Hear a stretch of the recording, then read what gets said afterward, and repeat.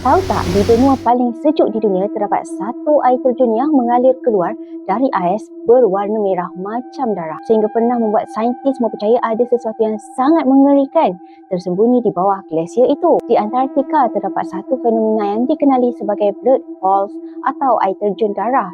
Dari jauh, ia kelihatan seperti darah sedang mengalir keluar dari dalam ais putih yang membeku. Pemandangan ini sangat pelik, sehingga suatu ketika dulu ramai saintis tak dapat menjelaskan apa yang sebenarnya berlaku. Ada yang menyangka ia berpunca daripada sejenis alga merah.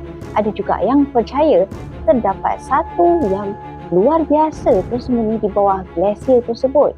Namun, selepas bertahun-tahun kajian dijalankan, misteri itu akhirnya terungkai. Rupa-rupanya di bawah glasier terdapat takungan air masin yang terperangkap sejak jutaan tahun dahulu. Air tersebut mengandungi kandungan besi yang sangat tinggi.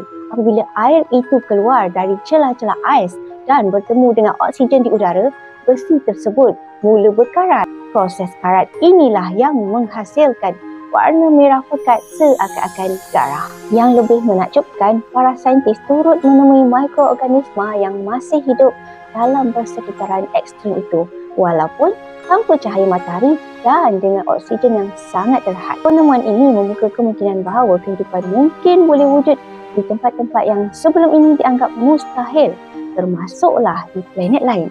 Kadang-kadang apa yang kelihatan menakutkan hanyalah satu lagi rahsia alam yang belum kita fahami.